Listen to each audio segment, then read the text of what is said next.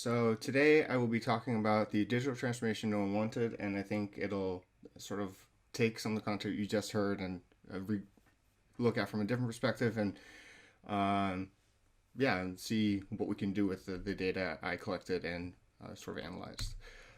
So first of all, a bit about me. If you don't know me, my name is Yvo Van Doorn. I am currently working at a company called OffXero. We were actually acquired earlier this year by our competitor, Okta, which is both good and bad. I'm besides professionally, I'm also, as mentioned, the co-chair for DevOps Days, the global DevOps Days organization. But I didn't get there just by signing up for that. I actually also organized DevOps Days Amsterdam for a few years, 3 or 4 years, and then was one of the main organizers for DevOps Days Ghent, which was held about 2 years ago now, actually, 2019. It just feels like a long time ago. And I have 16 years of formal IT experience. Really, I've been on a computer since I was about 6 years old. My parents did not believe in video game systems, so I didn't actually own a video game system until I lived on my own. And because of that, I've been just always around computers. Now, besides working, you see this lovely picture of my two daughters. That is sort of why I do it. This is the reason I do it everything for. My daughters are 5 and 3, and they're amazing. Now, just a sort of a preamble warning. The data I sourced today came from reputable sources, as in sources like Accenture was used or Dice.com was used in order to sort of create a summary. That said, I'm also not an expert on the culture of Egypt, so I source this based on global data, and I also draw my experiences of being a global DevOps Days organizer, living in the Netherlands, and as you can hear from the sound of my voice, I lived in the United States for 20 years, so that's where I draw my experiences from. Now, let's go back to 2019. I made that joke that already seems like a long time ago, but in October of 2019, CNBC put out an article that says over the last decade, $1.3 trillion have been spent on digital transformation projects. 900 billion of those were deemed to be failures. And there's some fairly large names in there. GE, Ford, and Procter and Gamble. They're at they're at the end of that joke. But the number one reason really for failure was communication. So most digital transformation projects were failing in 2019, and the reason for failure when looking at it came because of communication. Now, then March of 2020 happened. So Sydney shut down, London shut down, Dubai shut down, Prague shuts down, Cairo shuts down. I think we all familiar with it as an awful time. But suddenly, everybody had to do digital transformation. You had no choice. So office workers, especially those working in tech companies, we're one of the first ones to actually react to what was going on. So office workers had to start working from home. Zoom, Slack, Teams, Discord, all these tools, they became the new ways of interacting with your colleagues, with your customers, with your family. We had crazy words being thrown out called Zoom fatigue or Zoom bombing because of all the various things that were going on. I was actually interviewed by the BBC at the time, so I quoted that as well, where the BBC was looking at how the Dutch were dealing with how to deal with remote work. And tech companies, as I mentioned earlier, they actually one of the first ones to respond here. They saw it already in February by canceling MWC in Barcelona, which stands for Mobile World Congress. And they also realized that over the years, a lot of companies went to this open model where all the desks are like on the same floor. Yeah, that is not good when there's an actual virus that's airborne. You can't really sit next to your colleagues. But let's talk some success stories. One success story out of it, you could not call this a success story last year, June, but now in September of 2021, Zoom is one of those success stories where they saw their platform go from 10 million daily users or daily meetings to 200. That's a lot. And that is actually down. They first said 300 million. That data was faulty, so it's actually 200 million. Zoom, like I said, they did some learning in the last year.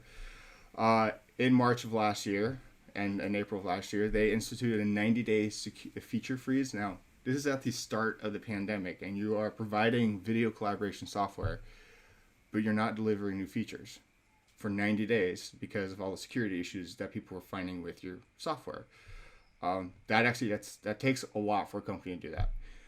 Eventually, they did start introducing some new features. So we have virtual backgrounds, which is what I'm using today, because I'm in my office right now, and it's also our playroom. And while you could be looking at my child's IKEA kitchen set, seeing Amsterdam's background is probably much nicer. Passphrases or passwords on meetings became a default thing. Hiding that meeting ID. How many times did we see someone on Twitter, accidentally also showing their meeting ID, like that city council meeting or the various government meetings being held? You could actually now choose the data center that you want to have your Zoom data or meeting hosted from. Prior to that, everything went through the States. Didn't matter where you were. And they eventually have actual encryption. What they first called encryption, not so much encryption. Now it's actually encryption. Another platform to look at is Monday.com. Monday.com tripled in users, so they went from about 50,000 customers to 128,000 customers. Monday.com does a lot of collaboration, a lot of online collaboration software, so project management type things, virtual whiteboards. They eventually IPO'd as well this year, and they developed new features to help those organizations, as something they had to be stuck working from home, provide those organizations with new features to say, okay, well, we're going to focus here, we're going to focus there, because people are no longer sitting in a meeting room doing collaboration. No, people are in that silo of one that you just heard. And this is the only slide you'll find about my work. So this, I promise, is not going to be a big work thing. But OffXero itself also experienced some growth. So our monthly logins, successful logins in December 2019, were about 2.5 billion spread out over 3 regions. Right now, or as of last month, that number is at 4.75 billion successful logins. Note that successful logins only account for 40% of the platform. So the other 60 are the bad actors trying to get in. That number also increased. The company grew from 500 in November 2019 to 1,000 in January 2021. So that's a double in growth during a pandemic. So we made most of these hires during the pandemic.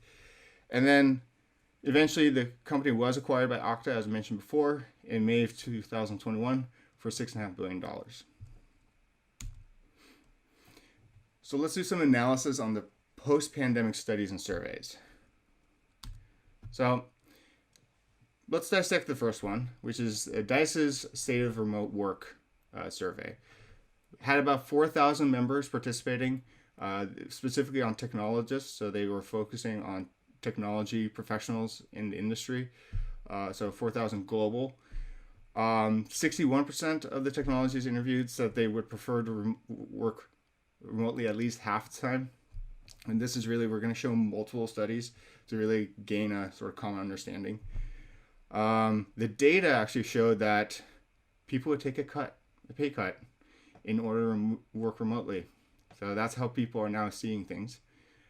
There's a general consensus that 4 out of 5 said that they are the number one reason for doing it is that they're saving money on commuting, and that they no longer have to go into a train, car, bike, walk.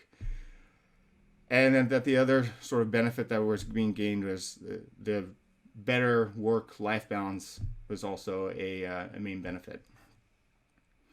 And as you can see, my slides do include the sources at the bottom. So if there's a copy available later, you can actually look at the data yourself.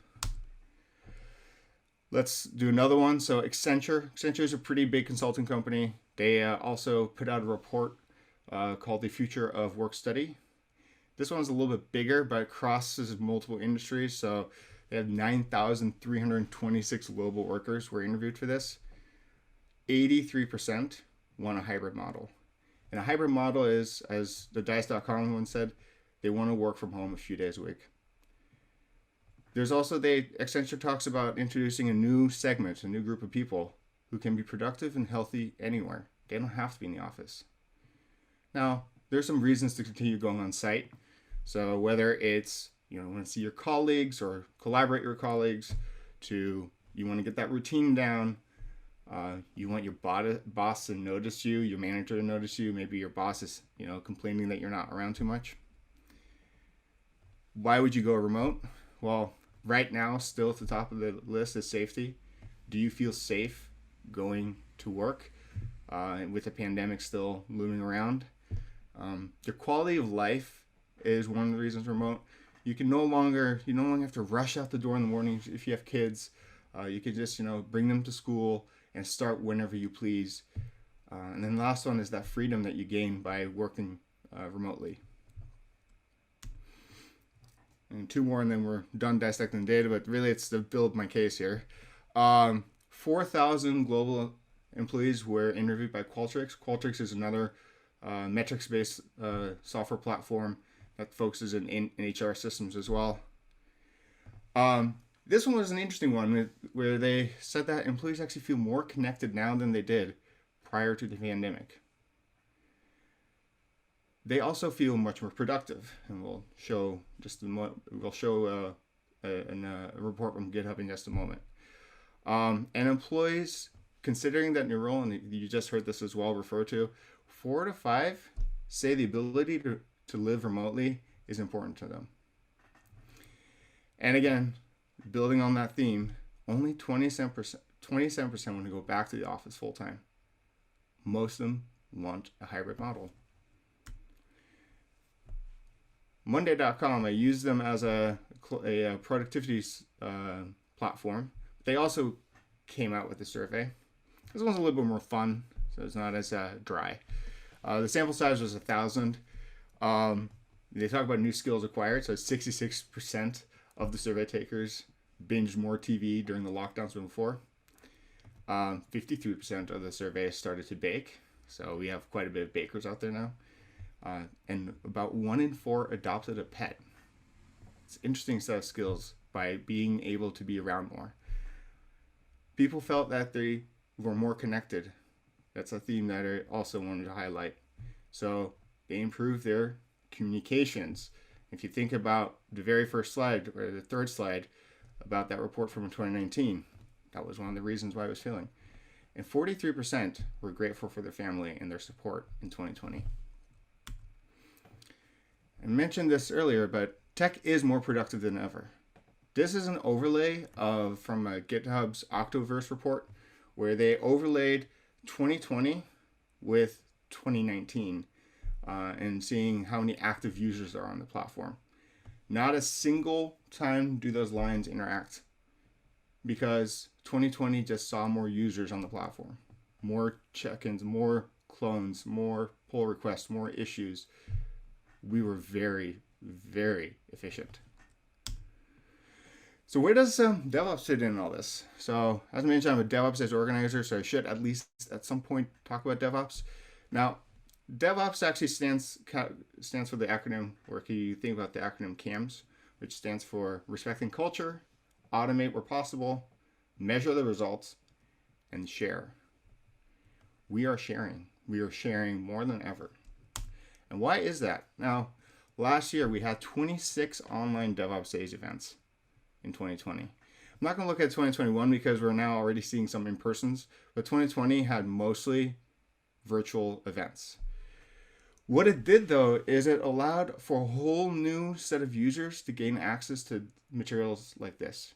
Material that they've had to travel for in the past, or where maybe put on a live stream, but the video quality was always awful, and the event was always catered towards the in-person events, so it was never, that virtual component never really existed. You couldn't really build a community out of it. You saw more international attendance grow than ever. I bet even today, the people that are tuned in are not all from Cairo, Egypt. They're probably from all over.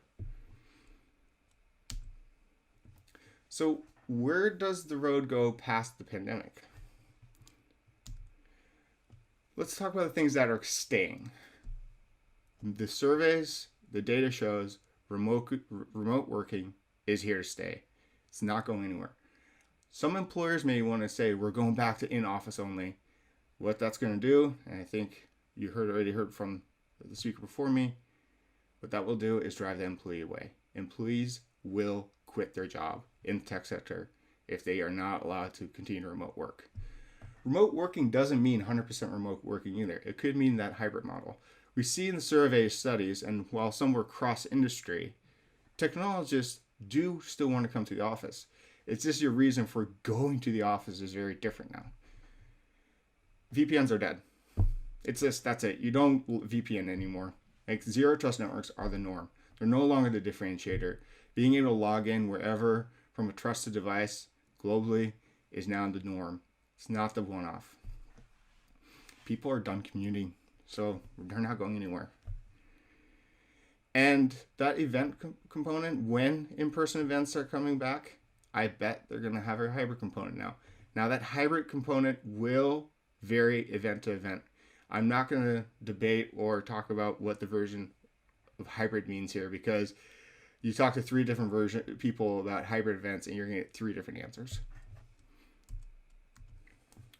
What could be changing? Now, one was an interesting quote that was mentioned last night, actually. Dropbox's CEO called it the death of the 40-hour work week, where this factory mainstay, from the old days where everybody worked 40 hours, 9 to 5, that comes from the factory days. That's probably going the way of the dodo. I can't say that for sure, but there's now multiple CEOs starting to say that. That is just how it's going to be. Remote working is going to give you that flexibility then. Offices are going to be very different. I think that's going to change as well. But just like events that have to deal with the hybrid component, offices themselves will also have to deal with the hybrid component. I've been working remote for 5 years now. And prior to pandemic, one of the most infuriating, not very pleasant experiences was when you were the only person remote and everybody's huddled into that conference room and you're always sort of forgotten about. And it's really hard to butt in a meeting because you're the one that's remote and they could just click you away and then you're disconnected. So companies are going to invest in video conferencing solutions or that seamless in-person remote collaboration spaces. I don't think you're going to see a lot of open concept desks anymore. You're going to get the sort of the hotel desk set up. The picture of your partner or your kids won't find its way to your office anymore. It just stays at home because you can work remotely now 3 days a week. So you have to see them. You don't need the picture to remind yourselves of them. So while it was definitely the digital transformation no one wanted, absolutely not. I think in general, we're very happy that it happened. And for all the horrible things that have happened the last year and a half, being able to now finally accept that remote working is a norm and not something that's special, only offered to a few in our industry. There's many industries where this is not the norm yet, but in our industries, I think it's actually a nice thing. Thank you.